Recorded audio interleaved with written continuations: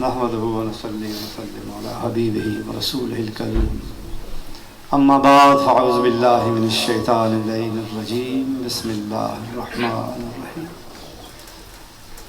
بعد حمد و ثناء رب جلیل و ہدی الصلاۃ والسلام بر سید عالم عقائد و جہاں رہبر انس و جان شہنشاہ کون و مکان حضرت محمد مصطفیٰ احمد مجتبیٰ صلی اللہ علیہ وآلہ وسلم۔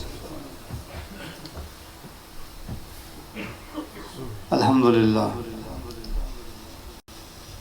اللہ تعالیٰ کا احسان ہے کہ مالک الملک نے اپنی یاد کی توفیق اور موقع عطا فرمایا۔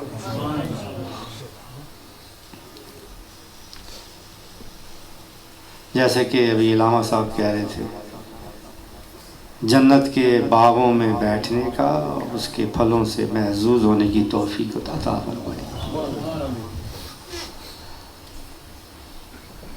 اس نفسا نفسی کے دور میں یہ بہت بڑی غنیمت ہے کہ اللہ تعالیٰ یہ توفیق عطا فرمائے کہ انسان اپنا کام، اپنا کاروبار، اپنی ضروریات، روزانہ کی مصروفیات یہ ساری ترک کر کے انہیں پسے پشت ڈال کے صرف اور صرف اللہ تعالیٰ کی رضا کے لیے ایسی محافل ذکر میں جمع ہو۔ وما توفیق الا باللہ، یہ اسی کی توفیق سے ہو سکتا ہے، ورنہ وہ لوگ بھی ہیں جو اس وقت آپ ذکر کی محفل میں ہیں، وہ لوگ بھی ہیں جو غافل پھر رہے ہیں، جنہیں معلوم بھی ہے، جنہیں معلوم نہیں تو ان کی تو اور بات ہے، جنہیں معلوم بھی ہے کہ محفل ذکر ہے، لیکن اگر اللہ کی دی ہوئی توفیق نہ ہو تو ان چیزوں کی انسان کے دل میں اہمیت ہی اجاگر نہیں ہوتی، انہیں سمجھ ہی نہیں آتی کہ کتنی بڑی چیز، کتنی ضروری چیز ہم مس کر رہے ہیں، چھوڑ رہے ہیں، اور وہ صرف اس لیے ہوتا ہے کہ اللہ تعالیٰ یہ چاہتا ہی نہیں ہے کہ وہ ایسی محفل میں بیٹھے، چونکہ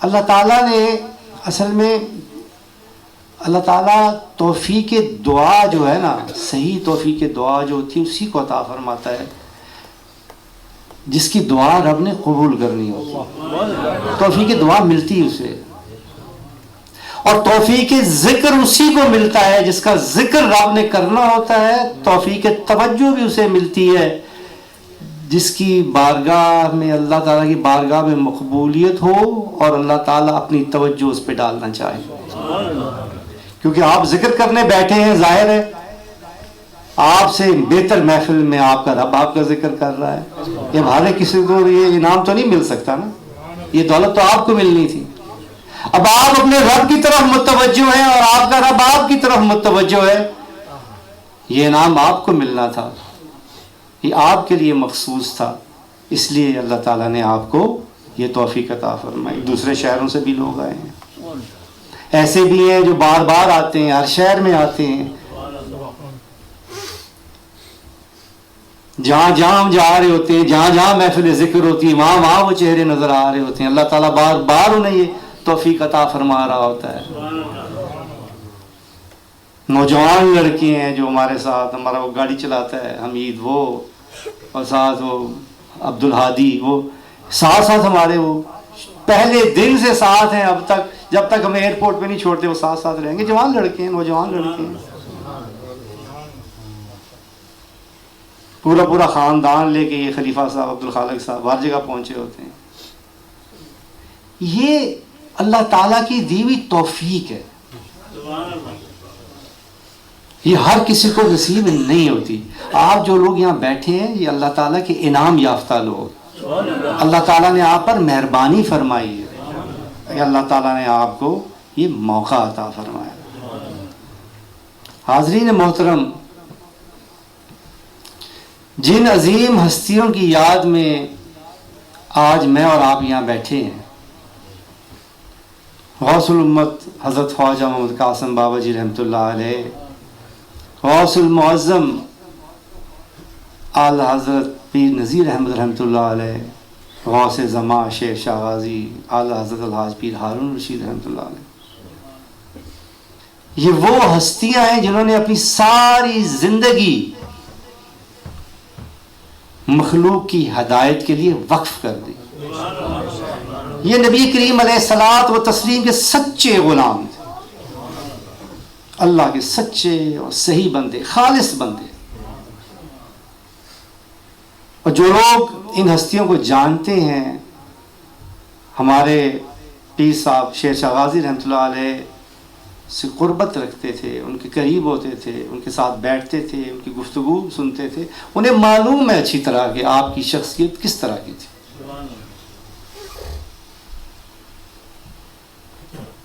حاضرین محترم، یہ انہی لوگوں کا لگایا ہوا پودا ہے. جیسا کہ میں کہتا ہوں ہمیشہ نا کہ یہ زمین غوث الامت نے تیار کی تھی، حضرت بابا جی نے.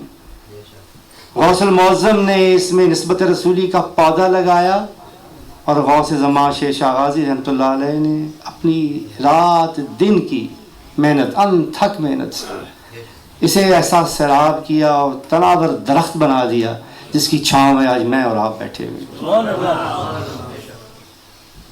اللہ تعالیٰ ان کے درجات کو قیامت تک بلند فرما کہ جن کی وجہ سے ہمیں ایسی محافل نصیب ہوتی ہیں، اللہ تعالیٰ کی توجہ نصیب ہوتی ہے. ہم گناہگار لوگ، ہمارا ذکر ہمارا رب کر رہا ہوتا ہے. حاضرین محترم، یہ لوگ وہ لوگ تھے جو اللہ پر توکل کرنے والے تھے اور اسی کا درس دیتے تھے. قرآن کریم اور میرے آقا کی زندگی صلی اللہ علیہ وسلم، یہ آپ دیکھیں، علماء آپ کو روز بتاتے ہیں. یہ جو درس ہمیں دیتی ہے وہ ایک نقطہ، سب سے اہم نقطہ جو ہے وہ توکل کا ہے، کہ اللہ پر بھروسہ کرنا. یہی ایمان ہے، اصل ایمان یہی ہے، اللہ پر بھروسہ کرنا. اب قرآن کریم میں کس طرح واقعات سارے اللہ تعالیٰ نقل فرما کے ہمیں سمجھاتا ہے. یہ کوئی تاریخ کی عام کتاب تو نہیں ہے نا کہ کوئی ہسٹری نوٹ کر لی، نہیں. یہ رب ذوالجلال کا کلام ہے اور ہماری ہدایت کے لیے، تاکہ وہ واقعات ہم پڑھیں، اپنی زندگیوں کی طرف دیکھیں، اس طرح کی زندگیاں گزارنے کی کوشش کریں، اور ہم یہ سمجھیں کہ اللہ تعالیٰ کب اور کیسے بندے پر مہربان ہوتا ہے. یہ سارے واقعات آپ دیکھیں. ابراہیم علیہ السلام کا دیکھیں، کس طرح نمرود کے سامنے ڈٹ گئے. یہ توکل نہیں تو اور کیا تھا؟ تنہا ابراہیم. نمرود نے کہا کہ تم اپنے آسمانوں کے رب کی، خدا کی فوج لے آؤ، میں اپنی ساری فوج لے کے جمع ہوتا ہوں، اکٹھا ہوتا ہوں، ایک میدان میں آ جاؤ، مقابلہ کرتے ہیں. حضرت ابراہیم علیہ السلام نے فوراً کہا ٹھیک ہے. انہوں نے یہ نہیں سوچا کہ میں اکیلا ہوں، میرے ساتھ دوسرا مسلمان بھی کوئی نہیں ہے، ایمان والا بھی کوئی نہیں ہے، یہ تو بادشاہ ہے، کئی سردار ہیں، پتہ نہیں کتنے بڑے لشکر جلال لے کے آ جائے گا. انہوں نے کہا ٹھیک ہے، تم ٹائم بتاؤ کب آنا ہے، اس ٹائم بتائے گا، آ جائیں گے. نمرود اپنی فوج لے کے، تمام سرداروں کو لے کے، لشکر جرار لے کے کھڑا ہو گیا، آ گیا. آگے تنہا ابراہیم آگے کھڑے ہو گئے.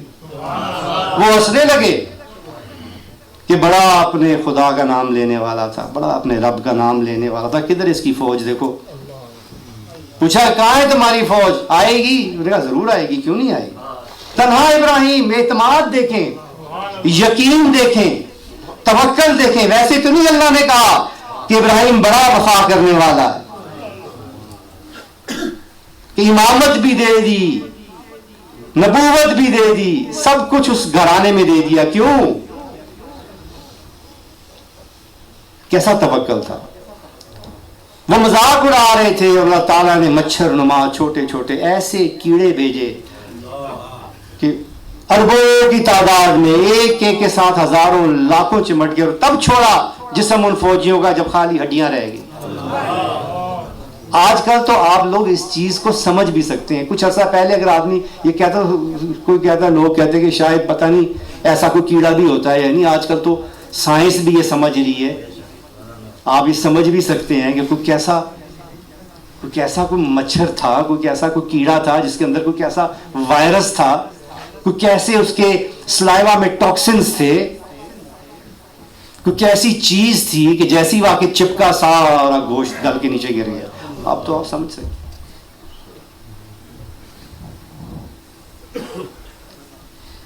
توکل دیکھیں، منجنیق پہ رکھا کہ آگ میں پھینکو اس کو.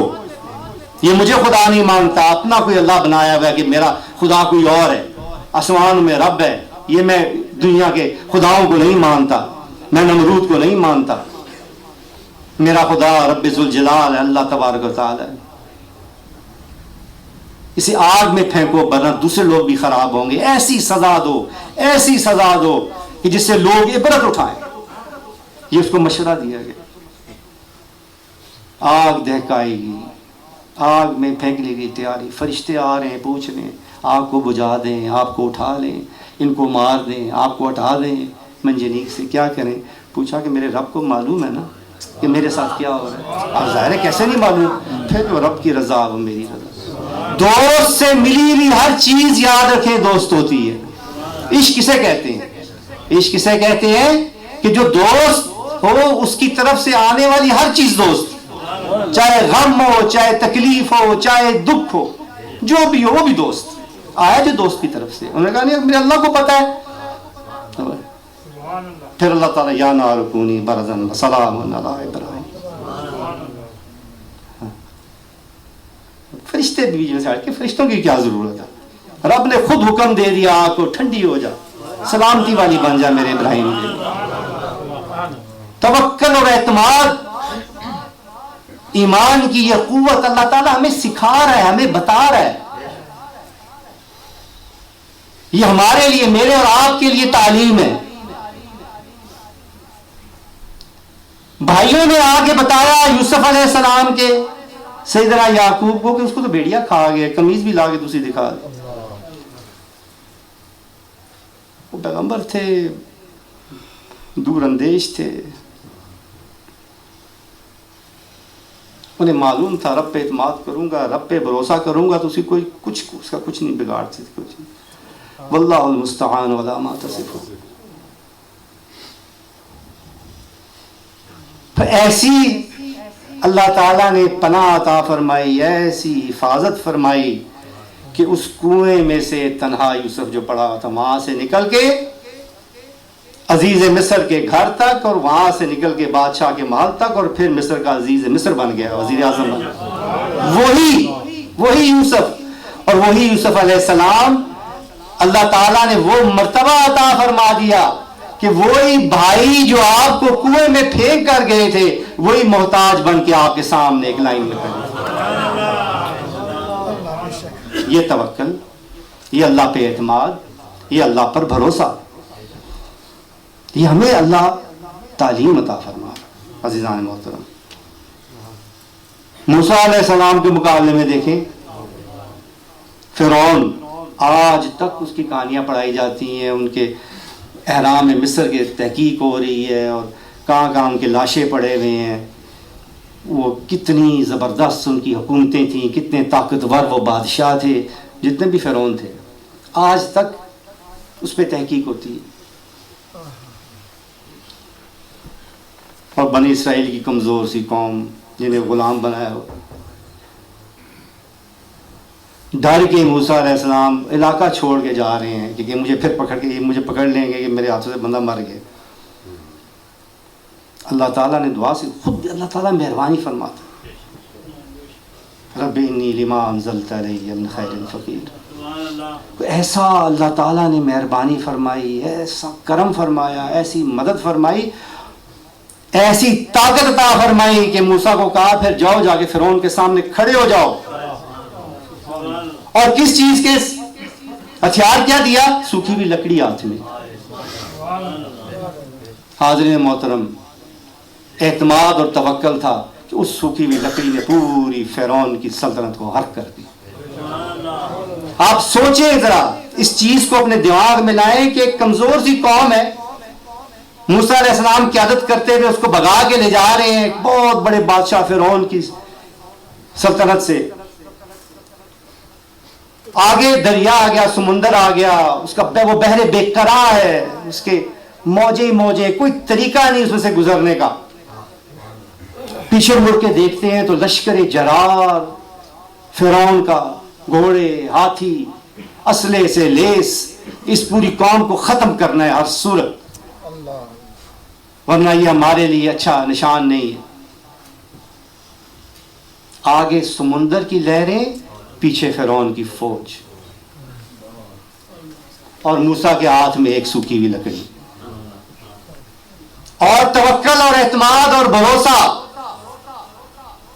اللہ تعالیٰ کی ذات پر تھا کہ اللہ نے مدد فرمائی، اور اس ایک سوکھی لکڑی نے اس پوری فرعون کی فوج کو غرق کر دیا. اللہ نے فرمایا پانی میں مارو، پانی میں مارے، رستہ بن گیا. باقی سارا قصہ آپ جانتے ہیں. پوری فوج غرق ہوگی، ایک سوکھی ہوئی لکڑی. کہاں فرعون کی فوج اور کہاں سپاہ اور کہاں ہتھیار. میرے اور آپ کے آقا کریم علیہ الصلوۃ والسلام کی زندگی تو بھری پڑی ہے ان مثالوں سے. ساری زندگی توکل، آپ اور آپ کے صحابہ کی ساری زندگی توکل پر، اعتماد پر، بھروسے پر، یقین پر. آپ دیکھیں نا،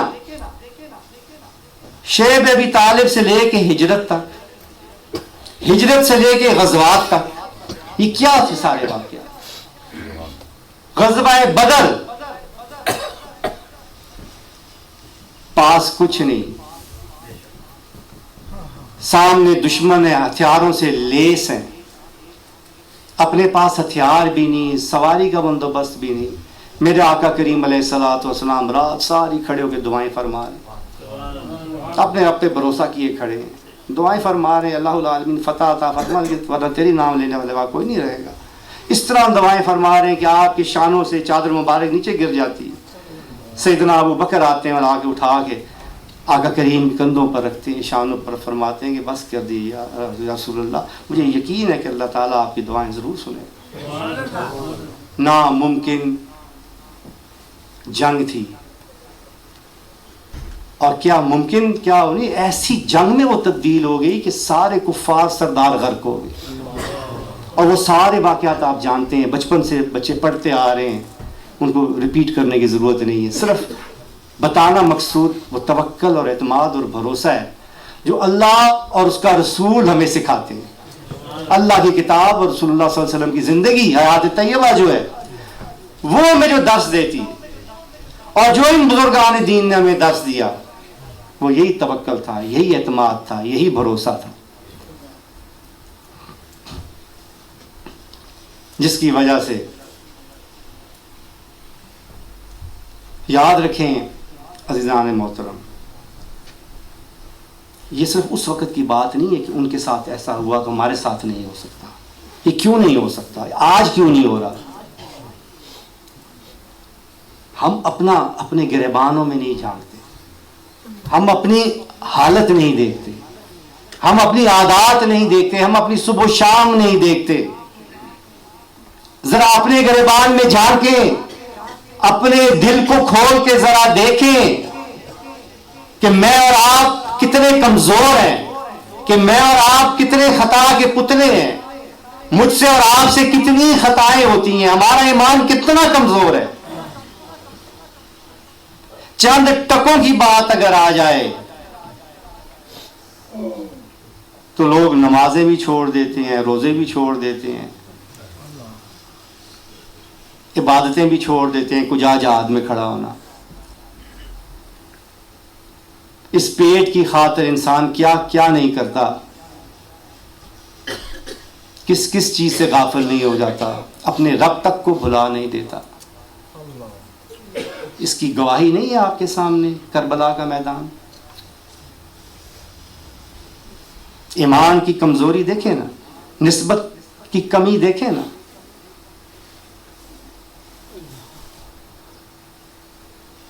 پھر وہ کہتے ہیں کہ تیرے شیشے میں باقی نہیں. کیا تو میرا ساقی نہیں. ایسے نہیں بات بنتی. ہمیں اپنی اصلاح کی ضرورت ہے، اپنے گریبانوں میں جھانکنے کی ضرورت ہے، اپنے آپ کو مضبوط کرنے کی ضرورت ہے. یاد رکھیں کہ اگر آپ اپنے آپ کو مضبوط کریں گے، اپنے اعتماد کو مضبوط کریں گے، توکل حاصل کریں گے، اپنے سینوں کو نسبت رسولی سے روشن کریں گے، اپنے اور نبی کریم علیہ الصلوۃ والسلام کی ذات اقدس میں وہ کنیکشن دوبارہ قائم کریں گے جو صحابہ کرام کے زمانے میں تھا، جو ان کے سینوں میں تھا، تو یقین کریں آج بھی وہ بدر والی مثالیں دوبارہ رونما ہو سکتی ہیں. کیوں نہیں ہو سکتی؟ آج بھی وہی اللہ ہے جو اس دن تھا، آج بھی محمد کے وہی غلام ہے صلی اللہ علیہ وسلم. ہم تو ایسے غلام ہیں، ایسے عاشق ہیں کہ جن کی آقا نے خود تعریف فرمائی تھی کہ ہم نے تو اپنی آنکھوں سے دیکھا بھی نہیں، تب بھی عشق کرتے ہیں، دیوانے ہیں. بس اسے کہتے ہیں نا کیجویلٹی آف وار جو ہوتی ہے نا، جب بم پھٹتا ہے نا تو پھر سارے غرق ہو جاتے ہیں. اس لیے جو ہے اجتماعی تباہی آتی ہے. یہ نہیں دیکھا جاتا معاشرے میں کہ کون عاشق ہے اور کون وہ. جب معاشرے تباہ ہوتے ہیں تو پھر اجتماعی طور پہ ہوتے ہیں. اس لیے اجتماعی اصلاح کی ضرورت ہے، اور اجتماعی اصلاح کے لیے یہ ہے کہ ہم لوگوں کا فرض ہے کہ ہر فرد تک اپروچ کریں، ہر فرد تک پہنچیں، انفرادی اصلاح کی کوشش کریں، حق وغیرہ کیوں کریں. تو جب ایک بندہ اصلاح کی طرف جائے گا، جب اجتماعی اصلاح ہوگی تو پھر یہ اللہ تعالیٰ کی طرف سے جو عذاب ہے، جو ناراضی ہے، یہ ختم ہوگی. ورنہ اگر کوئی ایک دیوانہ نماز پڑھ رہا ہو تو اس کے لیے پوری بستی نہیں بچے گی. اللہ تعالیٰ مجھے اور آپ کو نبی کریم علیہ السلام کی سچی غلامی اور نسبت عطا فرمائے. اللہ تعالیٰ میرے اور آپ کے سینوں کو نسبت رسولی سے روشن فرمائے اور اپنی رضا کے مطابق زندگی گزارنے کی توفیق عطا فرمائے. حاضرین محترم، خلیفہ محمود صاحب کے لیے خاص دعا کیا کریں. انہوں نے ساری زندگی آپ کی خدمت کی ہے. بوڑھے ہو گئے ہیں، اب کمزور ہیں، بیمار ہیں، پھر بھی یہاں بیٹھے ہیں. پیر صاحب کی ڈیوٹی لگاتار ڈیوٹی دے رہے ہیں. جب سے ان کی ڈیوٹی لگی ہے بس بیٹھے ہیں، ڈیوٹی دے رہے ہیں. کہ ان کی خاص ان کے لیے دعا کیا کریں، ان کی پوری فیملی کے لیے دعا کریں، بلکہ آپ ان کی مدد کیا کریں، آگے بڑھ کے مدد کریں. اس طرح کہ جس طرح انہوں نے آپ کا ساتھ دیا ہے، ساری زندگی ادھر بیٹھے رہیں. جب آپ کا فرض ہے آپ ہاتھ بڑھائیں، آپ ان کو ایموشنلی سپورٹ کریں، جانی مالی سپورٹ کریں، ان کے ساتھ بیٹھا کریں، ان کی حوصلہ افزائی کریں. کوئی کمیاں ہیں، کوئی ایسی بات ہے تو وہ بیٹھ کے ان کو مشورے دیں کہ نہیں اس طرح صحیح ہوگا، اس طرح کام ہوگا، اس طرح خدمت ہوگی، اس طرح سینٹر چلے گا، تاکہ ان کو معلوم ہو کہ آپ لوگ ان کے ساتھ کنیکٹڈ ہیں، آپ کا ان کے ساتھ تعلق ہے، یہ آپ کی خدمت کر رہے ہیں. یہ آپ اگر ان کا ساتھ دیں گے، ان کی خدمت کریں گے، ان سے محبت کریں گے تو یہ اللہ کی رضا کے لیے ہوگی، اور اس کا اللہ تعالیٰ آپ کو اجر عطا فرمائے. اس کے ساتھ ساتھ ہم جو آپ کے پاس آئے ہیں سارے سفر کر کے، اور جو ہمارے ساتھی شہر شہر سفر کرتے ہوئے آ رہے ہیں، ان کے لیے بھی دعا کریں. اپنے سب یہاں بریڈ فورڈ میں جو رہنے والے ہیں ہمارے ساتھی، ان کے لیے دعا کریں. ساری امت مسلمہ کے لیے دعا کریں کہ اللہ تعالیٰ اپنی ذات پاک کے دفعہ، اپنے حبیب پاک علیہ السلام کے دفعہ ہماری گناہ، ہمارے خطا، ہماری غلطیاں کو معاف فرما کے اپنی بندگی، اپنے حبیب کی غلامی عطا فرما. ہمیں اپنا عبادت گزار اور شکر گزار بندہ بنائے. ہمیں نبی پاک علیہ السلام کا سچا غلام اور عاشق امتی بنائے. الہ العالمین ہمارے ماں باپ پر رحم فرما. الہ العالمین ہمارے بیوی بچوں پر رحم فرما، ہمارے پیاروں پر رحم فرما. مولا کریم دشمنوں کو زیر فرما. الہ العالمین عزت عطا فرما، ذلت و رسوائی سے بچانا مولا. الہ العالمین غنی فرما، ہر قسم کی محتاجی سے بچا مولا. مفلسی سے، ناداری سے بچانا میرے مولا کریم، اپنے سوا کسی کا محتاج نہ کرنا مولا۔ الہ العالمین صحت اور تندرستی عطا فرما۔ الہ العالمین گزشتہ بیماریوں کو جسم پہ اثرات ہیں وہ دور فرما، جو موجودہ بیماریاں ہیں وہ دور فرما۔ الہ العالمین اور آنے والی بیماریوں سے محفوظ فرما۔ الہ العالمین ذہنی، جسمانی، نفسیاتی محتاجیوں سے، معذوریوں سے محفوظ رکھ، ہمیں بھی اور ہماری اولادوں کو بھی۔ الہ العالمین ہماری اولادوں کو، ہمارے بہن بھائیوں کو، ہمارے عزیز و اقارب کو ہدایت عطا فرما، ہدایت کی روشنی عطا فرما، محبت عطا فرما، اتحاد عطا فرما۔ الہ العالمین یا رب ذوالجلال، ہم تیرے گناہگار اور عاجز بندے، ہم تیری بارگاہ میں اکٹھے ہوئے، ہم تیری ہی عبادت کرتے ہیں اور تجھ سے ہی مدد مانگتے ہیں مولا۔ اپنے حبیب کے صدقے آج کسی کو خالی ہاتھ نہ بھیجنا۔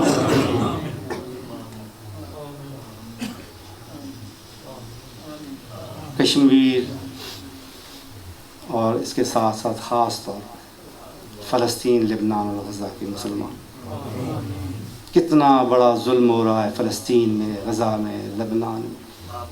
ہماری گناہ ہیں، ہماری خطائیں ہیں، اللہ تعالیٰ ہماری خطائیں، ہماری غلطیاں، ہمارے گناہ معاف فرمائے اور امت مسلمہ کو نصرت عطا فرمائے، ہمارے حکمرانوں کو غیرت عطا فرمائے۔